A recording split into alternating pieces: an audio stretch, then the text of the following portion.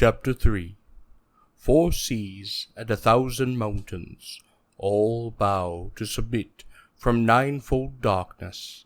10 species names are removed.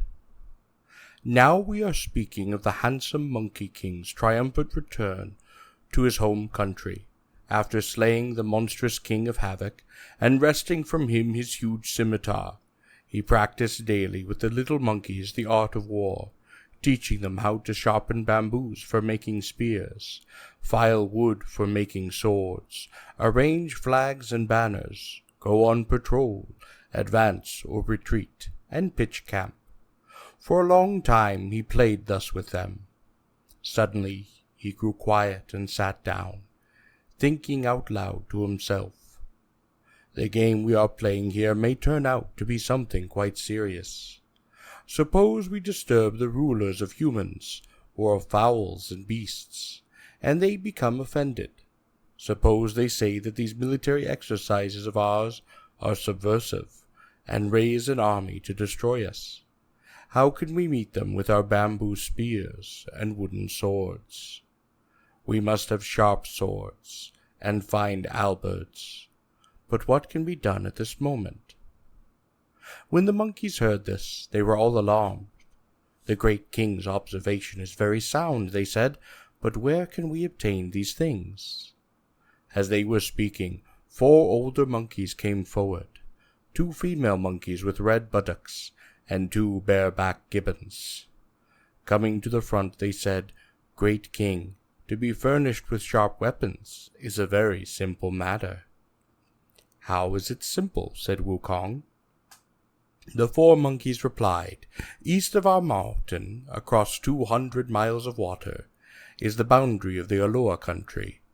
In that country there is a king who has numberless men and soldiers in his city, and there are bound to be all kinds of metalworks there. If the great king goes there, he can either buy weapons or have them made. Then you can teach us how to use them for the protection of our mountain, and this will be the stratagem for assuring ourselves a perpetuity." When Wukong heard this, he was filled with delight. "Play here, all of you," he said. "Let me make a trip." Dear Monkey King, he quickly performed his cloud somersault, and crossed the 200 miles of water in no time. On the other side he did indeed discover a city with broad streets and huge marketplaces, countless houses and numerous arches. Under the clear sky and bright sun, people were coming and going constantly. Wukong thought to himself, there must be ready-made weapons round here, but going down there to buy a few pieces of them is not as good a bargain as acquiring them by magic. He therefore made the magic sign and recited a spell. Facing the ground upon the southwest, he took a deep breath and then blew it out.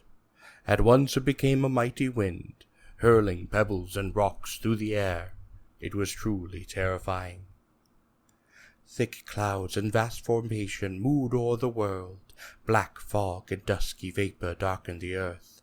Waves churned in seas and rivers, affrighting fish and crab.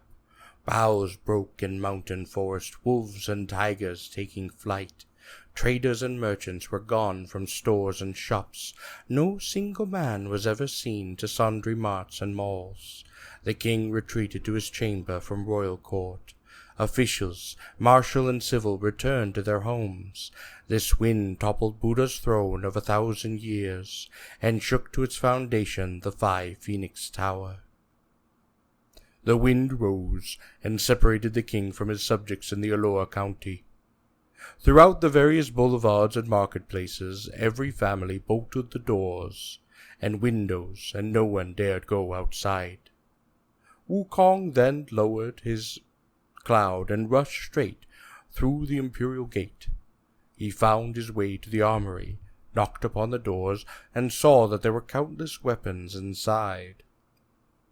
Scimitar, spear, sword, halberd, battle-axe, scythe, whip, rake, drumstick, drum, bow, arrow, fork, and lance. Every kind was available.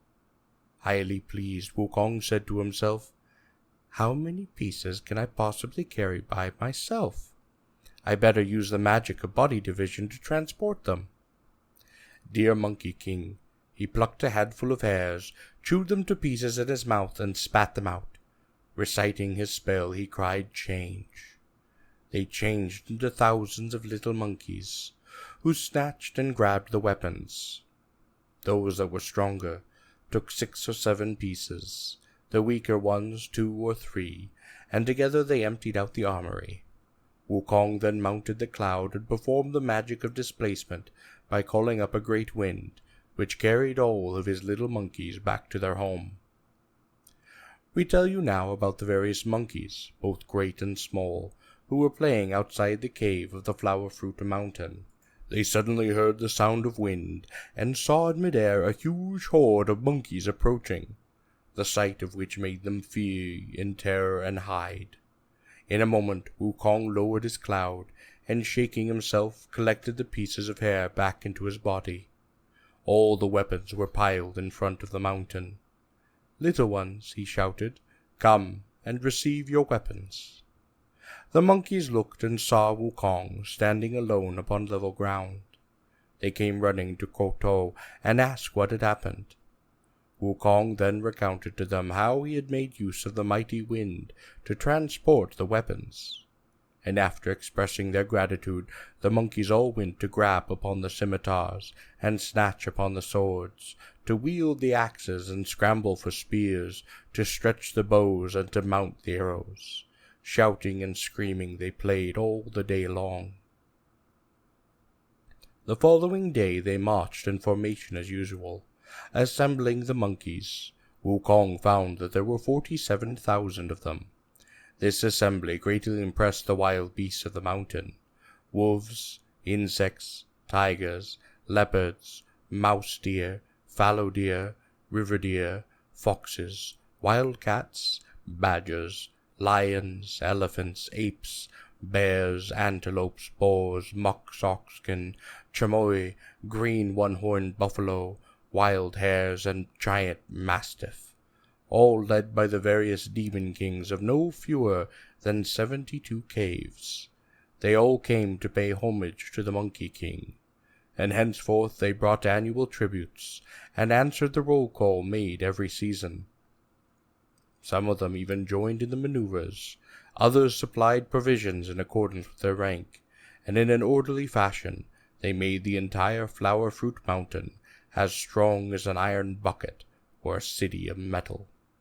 The various demon kings also presented metal drums, colored banners, and helmets. The hurly-burly of marching and drilling went on, day after day.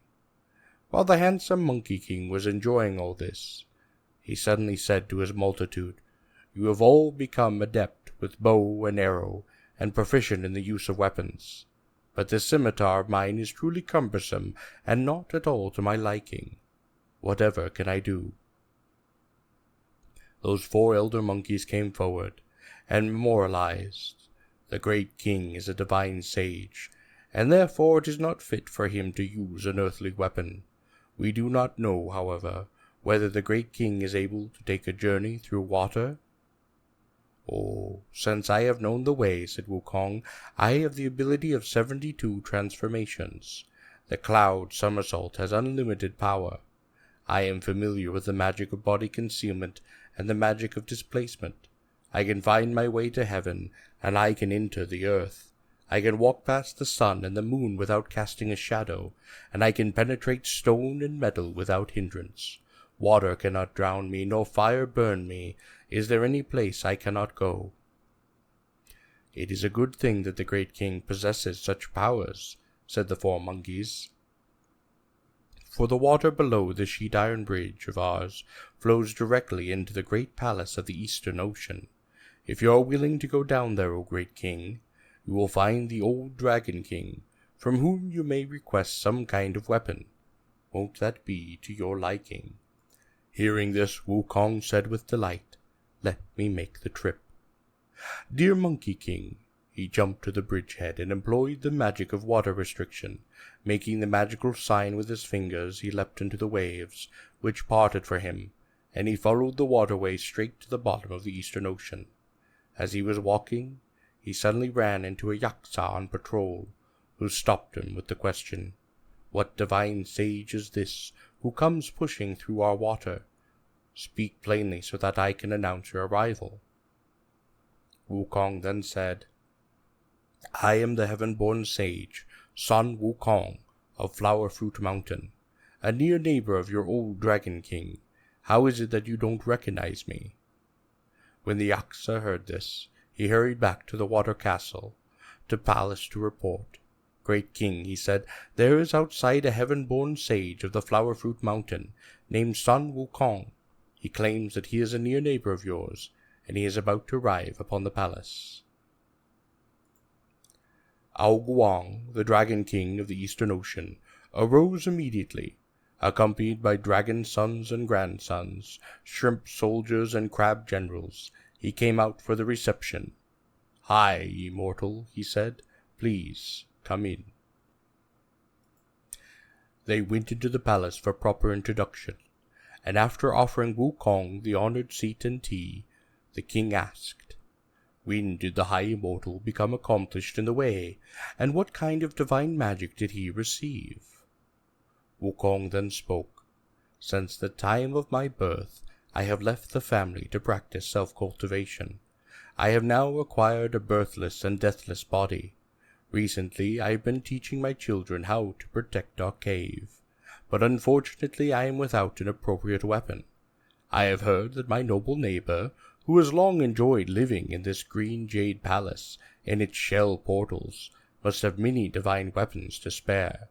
I came specifically to ask for one of them." When the Dragon King heard this, he could hardly refuse, so he ordered a perch commander to bring out a long-handled scimitar, and presented it to his visitor.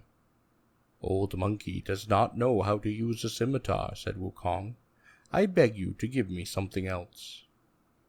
The Dragon King then commanded a whiting lieutenant, together with an eel porter, to carry out the 9-pronged fork. Jumping down from his seat, Wukong took hold of it and tried a few thrusts. But then he put it down, saying, "Light, much too light. It does not suit my hand. I beg you to give me another one." "High immortal," said the Dragon King, laughing, "won't you even take a closer look? This fork weighs 3,600 pounds. "But it does not suit my hand," Wukong says. "It does not suit my hand." The Dragon King was becoming rather fearful, so he ordered a bream admiral and a cock brigadier to carry out a giant halberd, weighing 7,200 pounds. When he saw this, Wukong ran forward, and taking hold of it, tried a few thrusts and parries, then struck it hard into the ground, saying, "It is still too light, much, much too light." The old Dragon King was completely unnerved. "High immortal," he said, "there is no weapon in my palace heavier than this halberd." Laughing, Wukong said, "As the old saying goes, who worries about the Dragon King's lacking of treasures? Go and look some more, and if you find something I like, I will offer you a good price." "Well, there aren't really any more here," said the Dragon King. As they were speaking, the Dragon Mother and her daughter slipped out and said, "Great King, we can see that this is definitely not a sage with meager abilities. Inside our ocean treasury is that piece of rare magic iron by which the depth of the heavenly river is fixed. These past few days the iron has been glowing with strange and lovely light. Could this be a sign that it should be taken out to meet this sage?" "That," said the Dragon King, "was the measure with which the great Yu fixed the depths of the rivers and oceans when he conquered the flood. It's a piece of magic iron, but of what use could it be to him?" "Oh, let's not be concerned with whether he could find any use for it," said Dragon Mother, "but let's give it to him. He can do whatever he wants with it. The important thing is to get him out of this palace." The old Dragon King agreed, and told Wukong the whole story. "Take it out and let me see it," said Wukong. But waving his hands, the Dragon King said, "We cannot move it. We cannot even lift it. The High Immortal must go there himself to take a look." "Where is it?" asked Wukong. "Take me there." The Dragon King accordingly led him to the center of the ocean treasury. There, all at once, they saw 1,000 shafts of golden light. Pointing to the spot, the Dragon King said, "That's it, the thing that is glowing." Wukong girded up his clothes and went forward to touch it. It was an iron rod more than 20 feet long and as thick as a barrel. Using all of his might, he lifted it with both hands, saying, "It's a little too long and a little too thick. It would be more serviceable if it were somewhat shorter and somewhat thinner." Hardly had he finished speaking when the treasure shrunk a few feet in length and became a layer thinner. "Smaller still would be even better," said Wukong, giving it another bounce in his hands, and again the treasure did become smaller. Highly pleased, Wukong took it out of the ocean treasury to examine it. He found a golden hoop at each end, with black, solid iron in between. Immediately adjacent to one of the hoops was an inscription: "The compliant golden hooped rod, weight 13,500 pounds. He thought to himself in secret delight, "This treasure, I suppose, must be most compliant with one's wishes." As he walked, he was deliberating in his mind, and murmuring to himself, bouncing the rod within his hands. Shorter and thinner still would be marvelous. By the time he took it outside, the rod was no more than 20 feet in length, and had the thickness of a rice bowl. See how he displayed his power now. He wielded the rod to make lunges and passes, engaging in mock combat all the way back to the Water Crystal Palace. The old Dragon King was so terrified that he shook with fear, and the dragon princes were all panic-stricken. Sea turtles and tortoises drew in their necks. Fishes, shrimps, and crabs all hid themselves. Wukong held the treasure in his hands and sat in the Water Crystal Palace, laughing. He said to the Dragon King, "I am indebted to my gold neighbor for his profound kindness." "Please don't mention it," said the Dragon King. "This piece of iron is very useful." Then said Wukong, "I have one further statement to make." "Oh, what sort of statement does the High Immortal wish to make?" asked the Dragon King. And Wukong said, "Had there been no such iron, I would have let the matter drop. But now that I have it in my hands, I can see that I am wearing the wrong kind of clothes to go with it. What am I to do? If you have any martial apparel, you might as well give me some too. I would thank you most heartily." "This, I confess, is not in my possession," said the Dragon King. Wukong then spoke, "A solitary guest will not disturb two hosts. Even if you claim that you don't have any, I shall never walk out of this door." "Let the High Immortal take the trouble of going to another ocean," said the Dragon King. "He might turn up something there." "Oh, but to visit 3 homes is not as convenient as sitting in one," said Wukong. "I beg you to give me just one outfit." "I really don't have one," said the Dragon King, "for if I did, I would have presented it to you." "Is that so?" said Wukong. "Let me try this iron upon you." "High Immortal," the Dragon King said nervously, "do not rave or raise your hand. Don't ever raise your hand. Let me see whether my brothers have any. We will try to give you one." "Oh? Where are your honored brothers?" said Wukong. "They are," said the Dragon King, "Oquin, Dragon King of Southern Ocean, Oshun, Dragon King of the Northern Ocean, and Orun, Dragon King of the Western Ocean." "Old Monkey is not going to their places," said Wukong, "for as the common saying goes, 3 in bond can't compete with 2 in hand. I am merely requesting that you find something casual here, and give it to me. That is all."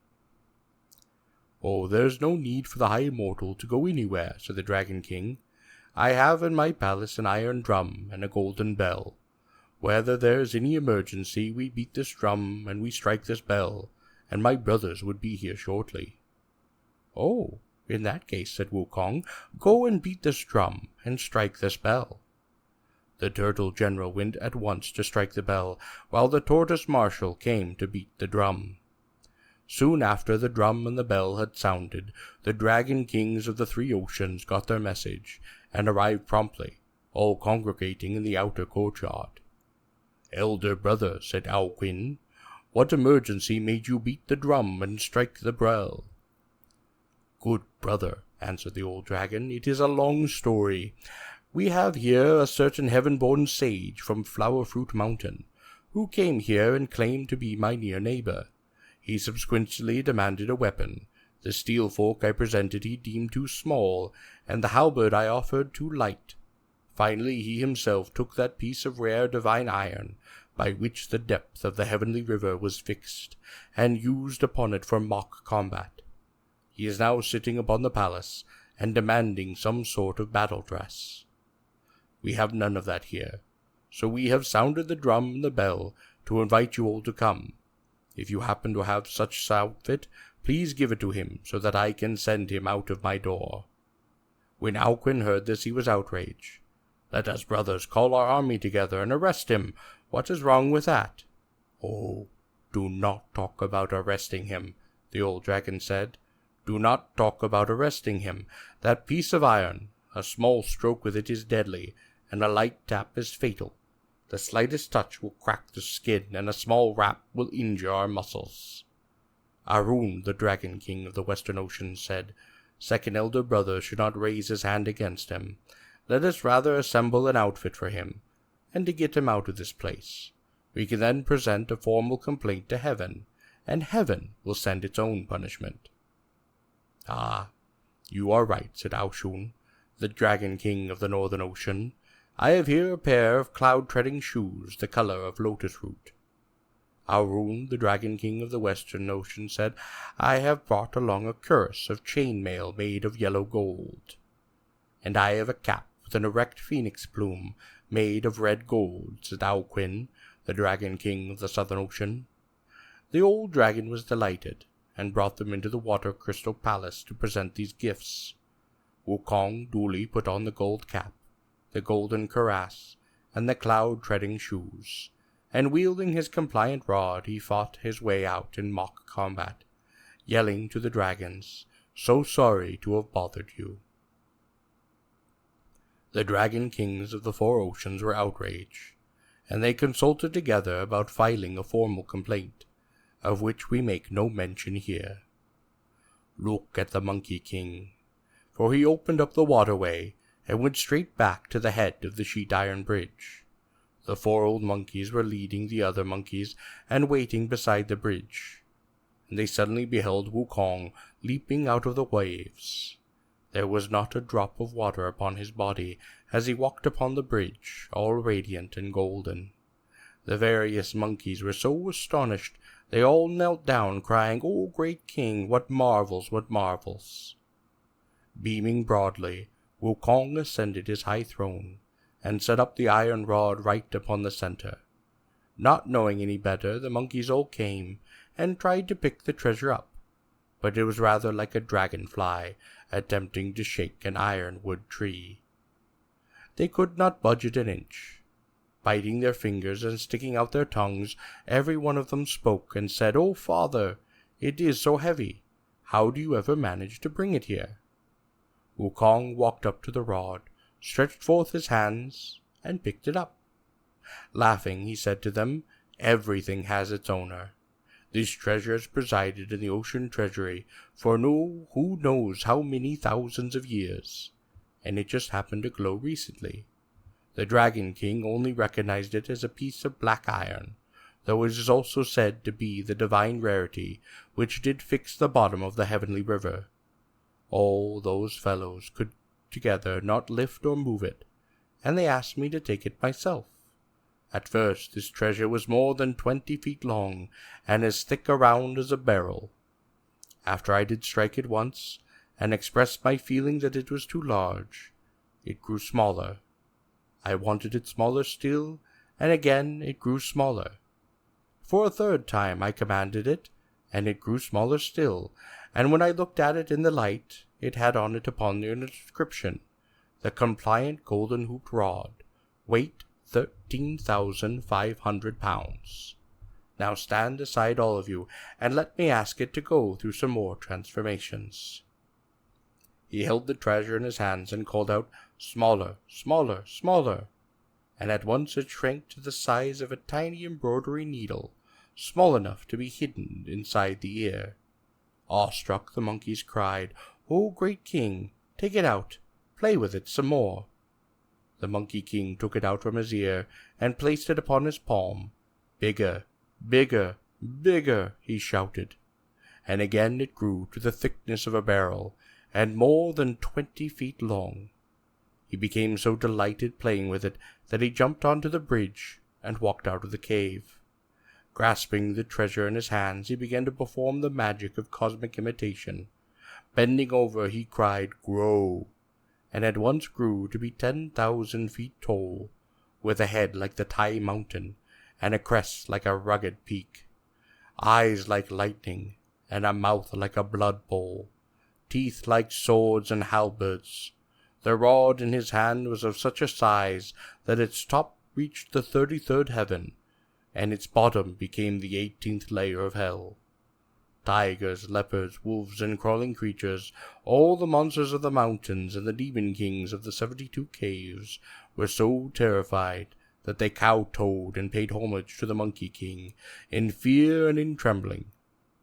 Presently he revoked his magical appearance and changed the treasure back into a tiny embroidery needle stored behind his ear. He returned to the cave dwelling, but the demon kings of the various caves were still frightened, and they continued to come to pay their respects. At this time the banners were unfurled, the drums sounded, and the brass gong struck loudly. A great banquet of 100 delicacies was given, and the cups were filled to overflowing with the fruit of the vines and the juices of the coconut. They drank and feasted for a long time, and they engaged in their military exercises as before. The Monkey King made the 4 old monkeys mighty commanders of his troops, by appointing the 2 female monkeys with red buttocks as Marshals Ma and Lu, and the 2 bareback gibbons as Generals Bing and Ba. The 4 mighty commanders, moreover, were entrusted with all matters concerning fortification, pitching camps, reward and punishment.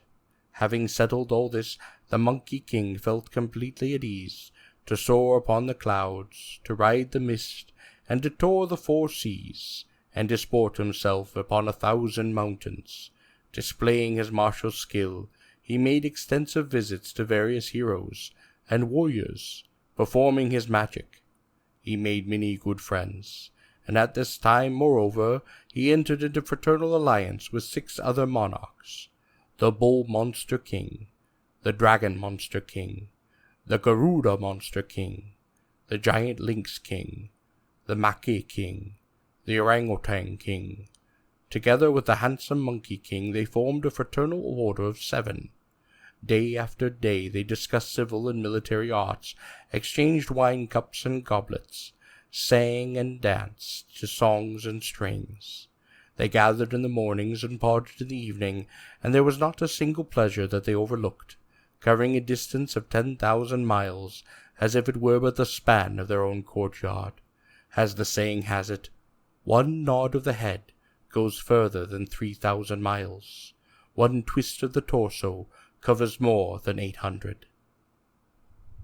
One day the 4 mighty commanders had been told to prepare a great banquet in their own cave, and the 6 kings were invited to the feast.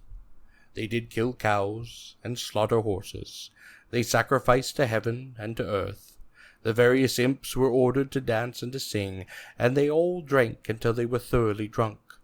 After sending the 6 kings off, Wukong also rewarded the leaders, great and small, with gifts. Reclining in the shade of pine trees near the sheet iron bridge, he fell asleep in a moment. The 4 mighty commanders led the crowd to form a protective circle around him, not daring to raise their voices. In his sleep the handsome Monkey King saw 2 men appear with a summons. with the 3 characters Sun Wukong written upon it. They walked up to him and without a word tied him up with a rope and dragged him off. The soul of the Monkey King was reeling from side to side. They reached the edge of a city, and the Monkey King was gradually coming to himself when he lifted up his head and suddenly saw above the city an iron sign bearing in large letters the 3 words, Region of Darkness. The handsome Monkey King at once became fully conscious. The Region of Darkness is the abode of Yama, King of Death, he said. Why am I here? Your age in the world of life has come to an end, the 2 men said. The 2 of us were given the summons to arrest you. When the Monkey King heard this, he said, I, old Monkey King himself, have transcended the 3 regions and the 5 phases. Hence I am no longer under Yama's jurisdiction. Why is he so confused that he wants to arrest me? The 2 summoners paid scant attention. Yanking and pulling, they were determined to haul him inside. Growing angry, the Monkey King whipped out his treasure. One wave of it turned it into the thickness of a rice bowl. He raised his hands once, and the 2 summoners were reduced to ash. He untied the rope, freed his hands, and fought his way into the city, wielding the rod. Bull-headed demons hid in terror, and horse-faced demons fled in every direction. A band of ghost soldiers ran up to the Palace of Darkness, crying, O great kings, disaster, disaster! Outside there's a hairy-faced thunder god fighting his way in. The report alarmed the 10 kings of the underworld so much that they quickly straightened out their attire and went out to see what was happening. Discovering a fierce and angry figure, they lined up according to their ranks and greeted him with loud voices. High Immortal, tell us your name. High Immortal, tell us your name. I am the heaven-born sage, Sun Wukong, from Water Curtain Cave in the Flower Fruit Mountain, said the Monkey King. What kind of officials are you? We are the Emperors of Darkness, answered the 10 kings bowing, the 10 kings of the underworld. Tell me each of your names at once, said Wukong, or I will give you a drubbing. The 10 kings then spoke. We are King Kwang Guang, King of the Beginning River, King of the Song Emperor, King of Avenging Ministers, King Yama, King of Equal Ranks, King of the Tai Mountain, King of City Markets, King of the Complete Change, and King of the Turning Wheel. Since you all have ascended the thrones of kingship, said Wukong, you should be intelligent beings, responsible in rewards and punishments. Why are you so ignorant of good and evil? Old Monkey has acquired the way and attained immortality. I enjoy the same age as heaven, and I have transcended the 3 regions and leapt clear of the 5 phases. Why then did you send men to arrest me? High Immortal, said the 10 kings, let your anger subside. There are many people in this world with the same name and surname. Couldn't the summoners have made a mistake? Nonsense, nonsense, said Wukong. The proverbs say, officials err, clerks err, but the summoner never errs. Quick, bring out your registries of births and deaths. Let me have a look. When the 10 kings heard this, they invited him to go into the palace to see for himself. Holding out his compliant rod, Wukong went straight up to the Palace of Darkness, and facing south, sat down upon the middle. The 10 kings immediately had the judge in charge of the records bring out his book for examination. The judge, who did not dare tarry, hastened into a side room, and brought out 5 or 6 books of documents, and the ledgers upon the 10 species of living things. He went through them one by one, short-haired creatures, furry creatures, winged creatures, crawling creatures, scaly creatures, but he did not find his name. He then proceeded to the file on monkeys. You see, though this monkey resembled a human being, he was not listed under the names of men. Though he resembled the short-haired creatures, he did not dwell upon their kingdoms. Though he resembled other animals, he was not subject to the unicorn. And though he resembled flying creatures, he was not governed by the Phoenix. He had therefore a separate ledger, which Wukong examined himself. Under the heading Soul 1350, he found the name Song Wukong recorded, with the description: Heaven-born stone monkey, age 342 years. A good end, Wukong said. I do not remember my age. All I want is to erase my name. Bring me a brush. The judge hurriedly fetched the brush, and soaked it in heavy ink. Wukong took the ledger on monkeys, and crossed out all the names he could find in it. Throwing down the ledger, he said, That ends the account. That ends the account. Now I am truly not your subject. Brandishing his rod, he fought his way out of the region of darkness. The 10 kings did not dare approach him. They went instead to the Green Cloud Palace to consult the Bojifa, King Kitsaruge, and made plans to report the incident to heaven, which does not concern us for the moment. While our Monkey King was fighting his way out of the city, he was suddenly caught in a clump of grass, and did stumble. Waking up with a start, he realized that it was all a dream, and as he was stretching himself, he heard the 4 mighty commanders and the various monkeys crying with a loud voice, O great king, how much wine did you imbibe? You have slept all the night long. Aren't you awake yet? Oh, sleeping is nothing to get excited about, said Wukong, but I dreamed that 2 men came to arrest me, and I did not perceive their intention until they brought me to the outskirts of the region of darkness. Showing my power, I protested right up to the Palace of Darkness, and argued with the 10 kings. I went through our ledger of births and deaths, and crossed out our names. Those fellows have no hold over us now. The various monkeys all kowtowed to express their gratitude. From that time onward, there were many mountain monkeys who did not grow old, for their names were not registered in the underworld. When the handsome Monkey King finished his account of what had happened, the 4 mighty commanders reported the story to the demon kings of the various caves, who all came to tender their congratulations. Only a few days had passed when the 6 sworn brothers also came to congratulate him, all of them delighted about the cancellation of the names. We shall not elaborate here on their joyful gathering. We shall turn instead to the great benevolent sage of heaven, the celestial jade emperor of the most venerable Deva, who was holding court one day in the treasure hall of divine mists, the cloud palace of the golden arches. The divine ministers, civil and military, were just gathering for the morning session, when suddenly the Taoist immortal, Ku Hangji, announced, Your Majesty, outside the translucent palace, Ao Gong, the Dragon King of the Eastern Ocean, is awaiting your command to present a memorial to the throne. The Jade Emperor gave the order to have him brought forth, and Ao Gong was led into the hall of divine mists.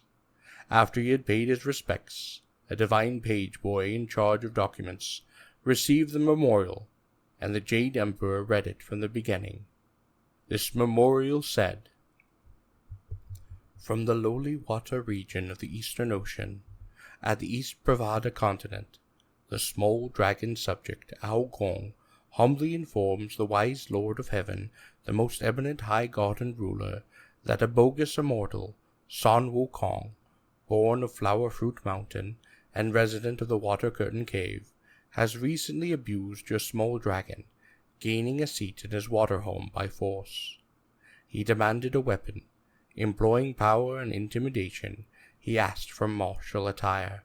Unleashing violence and threats, he terrorized my water kinsmen and scattered turtles and tortoises. The dragon of Southern Ocean trembled, the dragon of Western Ocean was filled with horror, and the dragon of the Northern Ocean drew back his head to surrender, and your subject Ao Guang flexed his body to do obeisance. He presented him with the divine treasure of an iron rod, and the golden cap with phoenix plumes, giving him also a chainmail cuirass and cloud-treading shoes. We sent him off courteously, but even then he was bent on displaying his martial prowess and magical powers, and all he could say to us was, "Sorry to have bothered you. We are indeed no match for him, nor are we able to subdue him, Your subject therefore presents this petition, and humbly begs for imperial justice. We earnestly beseech you to dispatch the heavenly host, and capture this monster, so that tranquility may be restored to the oceans, and prosperity to the lower region. Thus we present this memorial." When the holy emperor had finished reading, he gave the command, "Let the dragon god return to the ocean. We shall send our generals to arrest the culprit." The old dragon king gratefully touched his forehead to the ground, and left. From below the immortal Elder Ji, the celestial master, was brought forth a report. "Your Majesty, the Minister of Darkness, King Kwang-yong, supported by the Bolsheva King Katsurubi, Pope of the Underworld, has arrived to present his memorial." The jade girl in charge of communication came from the side to receive this document, which the Jade Emperor also read from the beginning. This memorial said, "The region of darkness is the nether region proper to earth, as heaven is for gods and earth for ghosts. So life and death proceed in cyclic succession. Fowls are born and animals die, male and female they multiply, births and transformations, the male begotten of the procreative female, such is the order of nature, and it cannot be changed. But now appears Sun Wukong, a heaven-born baneful monkey from Water Curtain Cave in the Flower Fruit Mountain, who practices evil and violence, and resists our proper summons. Exercising magic powers, he utterly defeated the ghostly messengers of Ninefold Darkness. Exploiting brute force, he terrorized the 10 merciful kings. He caused great confusion in the Palace of Darkness. He abrogated by force the registry of names, so that the category of monkeys is now beyond control. An inordinately long life is given to the simian family. The wheel of transmigration is stopped, for birth and death are eliminated in each kind of monkey. Your poor monk, therefore, risks offending your heavenly authority in presenting this memorial.